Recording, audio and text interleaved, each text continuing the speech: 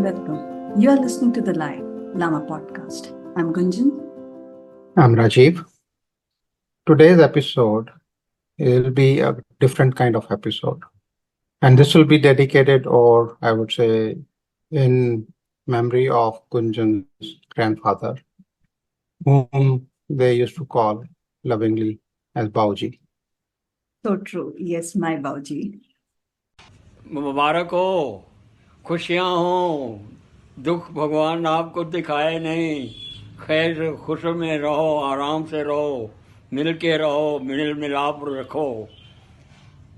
मेरी यही ख्वाहिश है कि आप सब सुखी रहो, एक सुखी रहे मोह परवारा, सब सिखन को यही अदारा, भगवान की तरफ से आप सब सुखी रहो, खुश रहो, सबसे त्याग हो, भगवान तुम्हें दुख ना दे। Thank Gunjan, tell us about it. Thank you, Rajiv. Yes, this show is a tribute to Sri Manohar Lal Minocha, Hamare Dada, Hamare Bauji, and he would take serious offense if someone will call him uncle. Like my Bauji. Like I do. No, he'll be like, my Bauji, you cannot call me uncle. He would take this serious offense, but yes, truly loved all of us. We were 9 kids and all of us were his favorite. He was born on 2nd May 1928 in Northwest Frontier, District Bannu, which is now in Pakistan. He served Pakistan Army as well. He gave it in writing during partition that he wants to serve Pakistan Army, and it did not happen. 22nd December 1947, he moved to India. His life was like, if you look at it from my perspective, he had a perfect life, 2 boys, 2 daughters. He was in a government job in India. And after retirement, I was pretty young when he got retired, but then my uncle has a store and he used to visit store. Even in a place like Dehradun, he used to commute by bicycle. When I say Dehradun, it's all uphill and downhill, so it is little difficult to commute by a bicycle. One thing that I've learned from him is, there are a lot of things, but this one is close to my heart, that being simple is tough. Yes. Being simple. And he had a very simple life. He'll commute by bicycle. He'll sweat in his garden. The field, whatever. Yes, anything. And hard work. And then he'll wear those Pathani suit or pant shirt, but everything will be tailor-made, nothing like ready-made. So just to give a reference, in our times, tailor-made was not that, yes, and ready-made was expensive. So just for listeners to relate. But yes, he had a amazing life, and he lived it with simplicity. He died at the age of 91, but throughout his life, whatever he was doing it consistently. Be it workout, be it eating whatever he wanted to eat, be it drinking as well. And he decoded the meaning of rum for me, that you know what rum means. It's like, no. And you know those 3 X's, I was like, no. He said it's regularly used medicine, and this whole bottle should be finished in 30 days. That's what 3 X denotes. I don't know how true it 30 is. days. How true it is. But yes, he used to say that, if you are having everything in a moderation, it will not affect you. And I think it's a placebo effect as well, that if he thought this is a medicine for me and it worked as a medicine for him. Among his siblings, he had a longest life. Others were like vegetarian, Vaishnav Bhojan, not even, and he, like 7 din Navratri ke, he could not sustain. He could not. There were 2 consecutive Tuesdays, and chicken got burned from his hand. He was like, okay, there's something wrong. I should not eat chicken on Tuesday. And in North India, it's very common not eating chicken. 2-3 Tuesdays it happened, and then after that he started boiling eggs in chicken gravy. He's like, I'm not eating chicken, but I'm only eating chicken babies. Chicken babies. So he had his own ways of, getting into it and then coming out of it. So But I think, the what you describe is, I'm sure a lot of the listeners will relate to that generation. So what are the stories you would tell the grandchildren? Yes, every Sunday afternoon, he used to listen to KL Sehgal, and Begum Akhtar. Wow. now if I pause and reflect, maybe he was remembering his girlfriend who left in was Yes, across border and definitely. I crying think, for yeah, her. Begum Akhtar and KL Sehgal combination. Yeah, And there's his favorite song was something, "जब दिल ही टूट गया हम जी कर क्या करेंगे." We thought maybe he's just enjoying the vibe and KL the Sehgal voice and poetry, and everything. yes, yeah. Now when I pause and reflect, like maybe, Maybe, maybe reason maybe that there the was first another word. grandmother out there that we need to go and find. Yeah, and maybe that was the reason he stayed in Pakistan and did not want to. Uh, yeah, but we just don't know. But yes, and as the title says, grandparents, they Hmm, lived up to it. There was hmm, grand in their title hmm, and showering a lot of love, lot of exposure to us. hmm. If we score less in English, they'll be like, "Oh, you know what? We have taught English to Britishers. What are you talking about?" And then he used to give this very funny example that uh, अगर जीजा और साला साथ में हैं, how will you say which brother-in-law is Jija and which brother-in-law is Sala? We were also like thinking, he's like, one is gainer, one is loser, one who has given the sister is a loser, and one who has taken the sister is a gainer. I think it should be the other way around if you ask this generation. But yes, he decoded things in his own manner, in his own fashion. But now when I think about it, I just laugh in my head that okay, that those were funny times and we could have come up with a very nice script collectively and presented it. Yeah, you raise a very interesting point there. Your last statement, caught my attention because, one of the things that I think we have missed or started missing, with the nuclear families, urbanization and all that, the connection with our own history. So I grew up also in a joint family in Punjab. So my grandfather and all also migrated from Pakistan.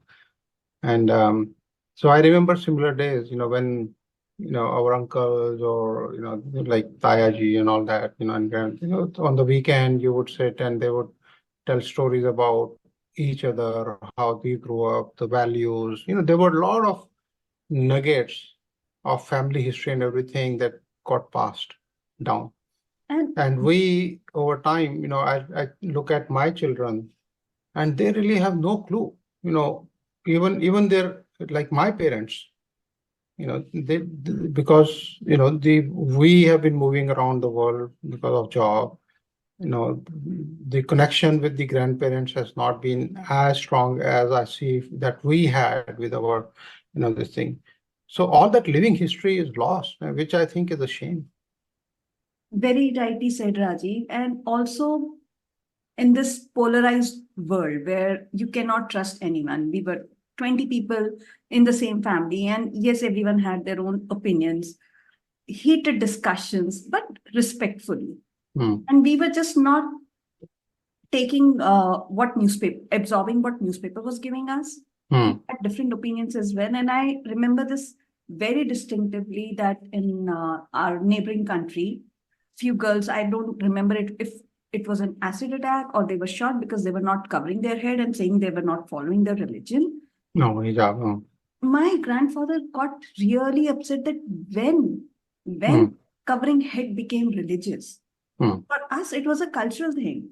Hmm. My mom, my aunts, even neighbor's daughter-in-law, they would cover head in front of my Dadaji. Even if they'll not cover in front of their in-laws, they'll cover their head in front of Bauji. And he used to take a lot of pride in it. That if someone is coming, they'll touch their feet. How the elderly people, and we grew up like that. Now, if we tell someone that you have to cover your head, the question will come, why do we have to cover our head? How does covering head shows respect? Respect should be in heart.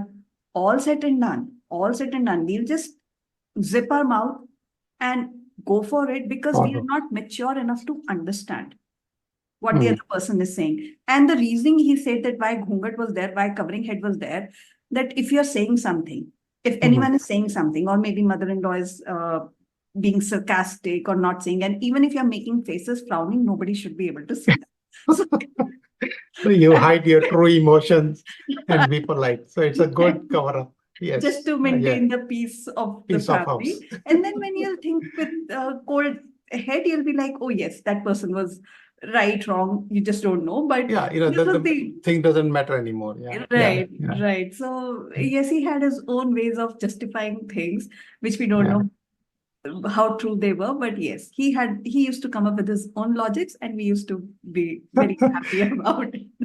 Yeah, That- that is what the grandparents and all that's what I think we talked about it earlier in one of the episodes, that the cultural norms and everything are passed through, generations.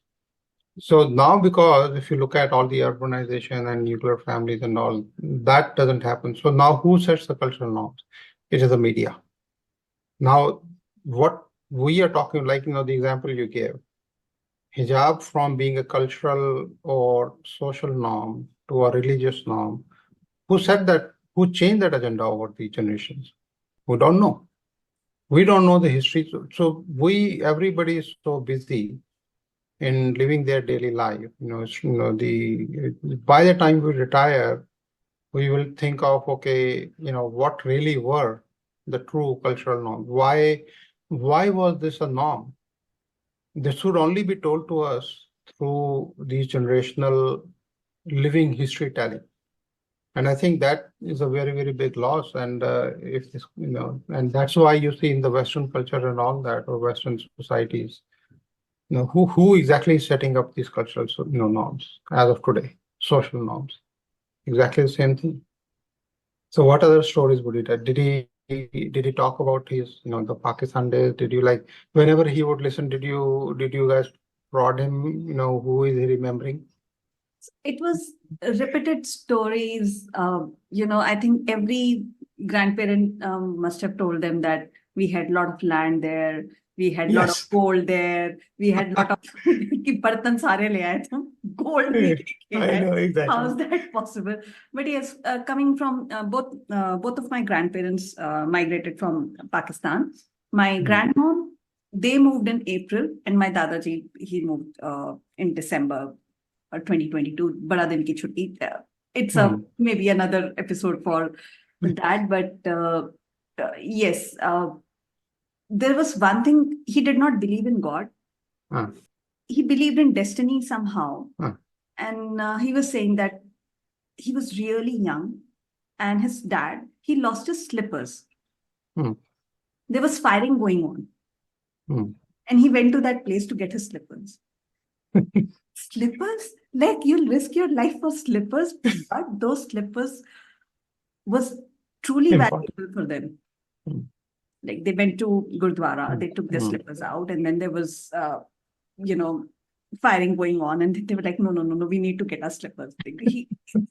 Those were the stories we've grown up with. And then he said कि जब तक हम पाठ नहीं कर लेते थे, हमें लंगर नहीं मिलता था. Yeah.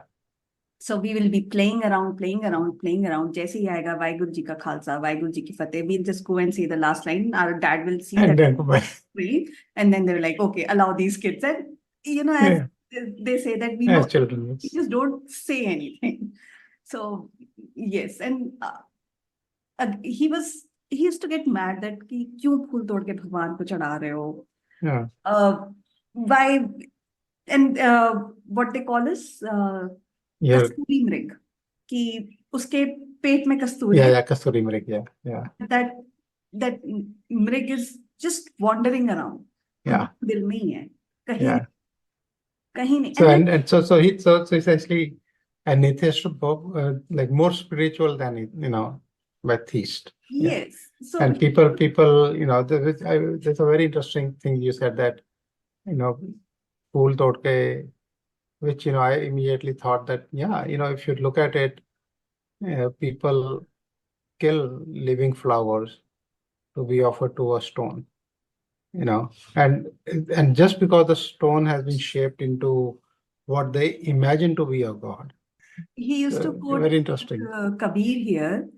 He used to quote Sant Kabir here. Pahan पूजन हरि मिले तो मैं पूजू पहाड़, ताते ये चक्की भली पीसे खाए संसार. And if I can loosely translate this, like if I can think of an English quote, it's two hands which pray are better, two hands that serve are better than two Feed. hands Yes. which Yeah. Yeah. pray. Our whole family was like too much into puja part and everything. And he was like, why can't we just go out for a walk? Why can't But I think, that was true for, even I remember that, my grandparents were, what you call as, religious or spiritual, but not orthodox, like not the amount of uh, rituals and the conformity and all that we are fed through these pundits who are really clueless about what religion is all about. So, and that's, I think it goes back to what I was saying earlier, that because we have stopped that, the information or the passed down from the generations. Now every narrative is being told to us by somebody else who has their own vested interest. right. Which Pandit will come and tell you, hey, तुम्हारे दिल में भगवान है, you don't need to come and do all these things here. No, because his livelihood is dependent on you coming and, offering, whatever the things on a weekly basis. That's his livelihood. There's a conflict of interest right here. And yes, my grandfather, same thing, that, not being orthodox, not being discrimination. I don't know, because, and people have given me this feedback that don't take this literally, but whenever he's giving blessing to his daughter-in-laws, Duto now, Puto fellow, which literally means that you should be blessed with a boy. And Boy. yes, we used to fight. And I was those good kids जो रात को सोने से पहले आंख में दवाई डालेंगे, पानी का ग्लास रखेंगे, पंखे की स्पीड सेट करेंगे, they'll cover them. I was that good kid. And then he said something to one of his grandsons, and he did not listen, and he said very angrily, हम भगवान से मांगते हैं पोते पोते पोते, ये सारे के सारे खोते.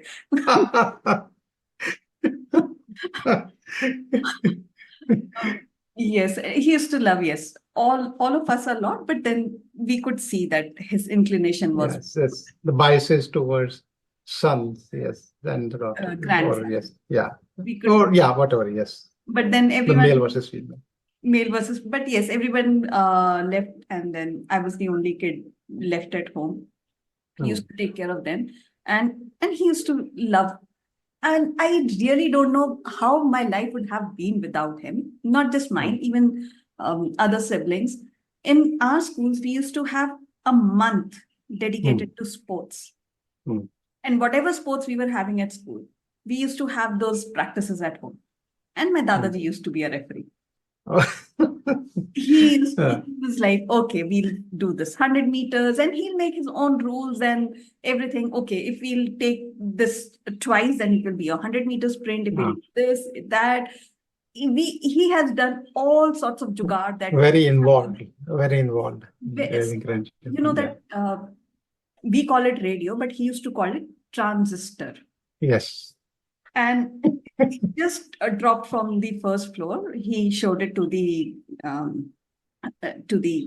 repair, mechanic or whatever, yes. To the repairman, handyman, and he said that he'll charge 300 rupees. Baji was like, 300 rupees mein to naya aa jayega. Yeah. He put that M seal on it.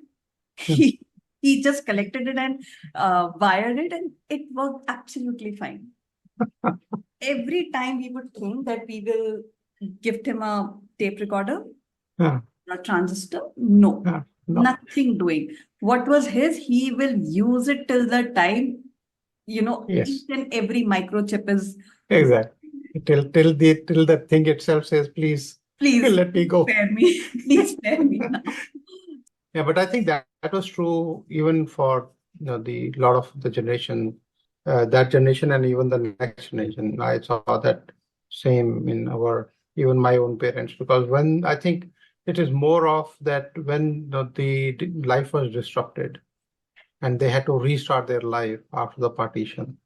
So, we don't talk about it, how big psychological impact was, So think about that at a very late stage when you are about to, retire and, enjoy the rest of the life, whatever, the norms are.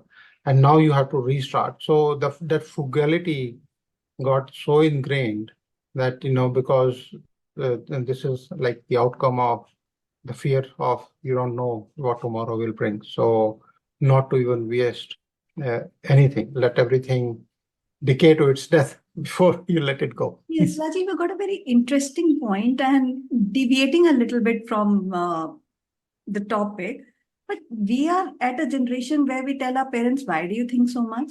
And we tell our kids that, please think before you spend. My grandfather, he used to live his life to the fullest, like eating chicken, drinking every day, and everything in a moderate quantity. I think because he's already seen so much in those Yeah. early days that Yeah. post-retirement, he was like, this is my life, and I'll do whatever I want to do. Exactly. And Yeah. sometimes, our moms used to get upset that our exams are going on. Can you please keep the volume low? No, no way. Your exams are going on. If you cannot focus, it is your problem. Yes. This is my time. I will listen to whatever I want to and at whatever time I want to. So, Exactly. yes, I mean, I think he's seen things, he saw things in so much early age that after retirement, he was like, okay, I'll do whatever I want to do. Super excited about his birthday all the time, every year. I want a big party. I want to celebrate it like this. And really fond of distributing money. Mm. Be it Lori, be it Dashera, his birthday, Diwali. We'll all line up and he'll just give us one. And he'll get that special Karara note from bank for all of us that ki, haan, mujhe paise baantne hain. This is the occasion which is coming up. And we used to love that. We used to love that. Yeah. I So remember that money. too. Yes. Yeah, I remember that, my dadi used to give that exactly the very crisp note on Lodi and all that, and we would line up. But yeah, you see, these are the small joys in life, and I think the thing is that, when there's life of abundance, like what I think our generation has compared to the previous generation, you lose the importance of the small little things. You just take them for granted. Today, let's say, very simple, and I was actually reflecting just 2 days ago, I was walking, outside, and I saw, a very young couple in that, our sector, that's a small temple, with their first motorcycle and, the vehicle puja jo bhi hai. And they were like beaming.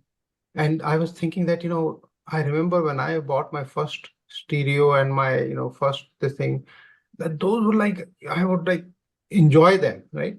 But today, I remember that, even if you buy the most luxurious car, it's okay, time to change a car, I have to get this one, okay, we'll go buy this. So that pleasure, the excitement and all that, I don't know why it dies. And it's very impressive that your grandfather actually sustained that joy of small little things in life. Yes. And that's, I think, somehow we should learn how to recultivate in ourselves. Calling up, I remember that even, meeting up a friend for, gupshup and chai used to be like amazingly exciting. I remember my parents and my grandfather, they were visiting me. I was in Calcutta at that time, and they were coming from, I think they were coming from Rajdhani. I don't remember the train. The kind of stories he was narrating, he was like Babaji of that train. People were sitting on floor just to listen to him what he was saying. They got their sheets and they were sitting on floor, and he had a like good pitch volume. Pathan, he used to look like a Pathan. And yes, he had stories and he'll spellbound everyone. Even that controversy when happened that Lal Krishna Advani ji, when he went to Pakistan and he said Jinnah was secular. He called me. He called me to tell me, yes, Jinnah was secular. I have appointment letter from Pakistan Army that Manohar Lal Minocha will work here. I have proofs.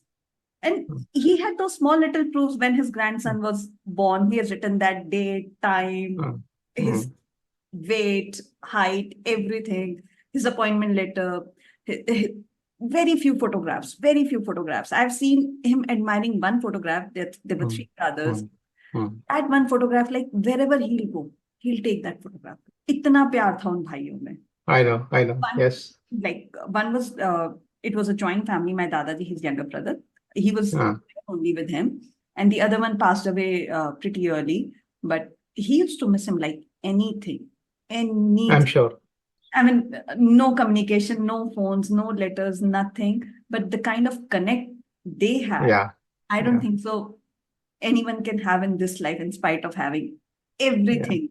Yeah. I think it is more, a lot to do with the changing lifestyles and, the earlier, so you see, everything has a good and bad, right? So all the good things about the joint families were things where were very strong emotional bonds, where everything, the living history, generation to generation, you would, listen to these stories, the values would be passed down, you understand what culture and everything is, social, cultural, social, all these things. So there were, some of those were very good. There were also bad things about, the obviously overcrowding, the all the tension in the politics, family politics, and all that. But I think, we keep swinging from one extreme to the other. Now we are nuclear families. We have lost, we have gained all the freedom and everything, but we have lost all the other things, that were, I think, also very valuable. So this is unfortunate. And, I think even like when we were growing up, I remember that even my cousins and everybody, we were a joint family too, but nobody wanted to grow up in a joint, or have a joint family beyond that generation. So we wanted to escape that. But Even now, if you reflect back, you think, oh, this is what we lost. But even having guests at home, Rajiv, it was mm, such a delight every mm, Sunday. And again, coming from Dehradun, every Sunday we used to go to picnic, either mm, Sara, Robbers Cave, mm, Masuri, Lachiwala, mm, every mm, Sunday, because mm, guests are there. Weekdays we cannot. Sunday was the mm. only. And how we used to, collaborate, Yes. plan. Moms used to cook and then pack Yeah. everything, and dads used to take everyone because we'll be short of vehicles if moms will Yeah. also come along. And they were like, "This is our rest time. Can you please, keep us behind? Let us be. We want to go and Yeah. we'll get some rest." And we Yeah. understood that. Yeah. Yeah. But yes, and now it has to be like huge planning before anyone will come. I think like we decide minutes of Meeting. Yes. agenda for the meeting. I think the agenda and menu and everything is like set that this will what will happen. So Over planning. Yes. right, we have lost We have at become slaves. one extreme to We another. have become slaves to the clock. So have you taken up any of his habits like drinking every day and chicken and everything? Yeah, let me retire first, and then I'll just waiting for that age of retirement. Yeah. The rum. I like that theory. And I think, we should do some research on that. Right. XXX means 30, that means all 30 days. And Yeah. that's why I think the grandparents used to say, Dawa daru le lo. Dawa daru le lo. Right.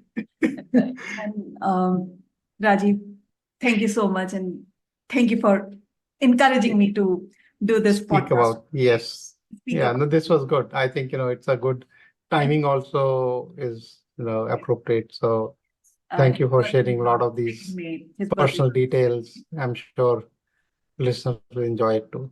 And I've written a small, I don't know what to label it as, but I've written something for him.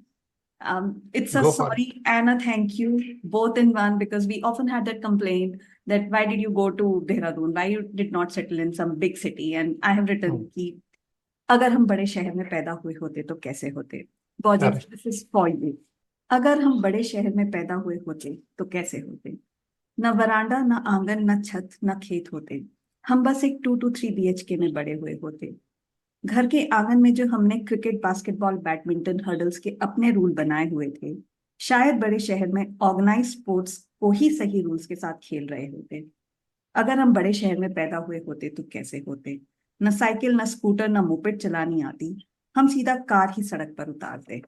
शायद इतने adventurous भी ना होते कि मसूरी की पहली बर्फ में सीधा हीरो को उठाकर चल पड़ते. आम, लीची, अमरूद, फल के साथ साथ फल के पेड़ों की भी पहचान थी. बड़े शहर में होते तो शायद इंसान भी पहचान देते. वो बड़े होकर भी बच्चे बने रहे, बड़े शहर में शायद बचपन में ही अपना बचपन खो देते। अगर हम बड़े शहर में होते तो कैसे होते। अब एक कॉस्मोपॉलिटन मेट्रो में रहती हूँ, घड़ी की सुइयों के साथ मैं भी भागती रहती हूँ। मॉल, वन स्टॉप शॉप, सब कुछ होते सोते भी डिलीवरीज घर पर कराती हूँ। चाहते ना चाहते भी रैट रेस में फंस चुकी हूँ। अब कहीं पहाड़ों में बसना चाहती हूँ। Wonderful. The phenomenal. Very nice. But yes, we had this, and I wanted to say sorry, thank you in one note, and this is my tribute to my Dadaji from his lovely granddaughter, as he used to say, my lovely, my darling granddaughter. But thank you, Bauji, wherever you are. Thank you so much. And thank you, Dadi, as well. Don't want her to feel bad. Yeah, no gender discrimination. Yes, no gender discrimination. Yeah, but thank you for sharing all this and wonderful, wonderful poem. Thank you. Thank you so much for listening. Do visit our website, thelielama.com, THELIELLAMA.com. Do leave us a comment and let us know if you would like to be on our show. We'll be more than happy to host you. Thank you so much for listening. Thank you.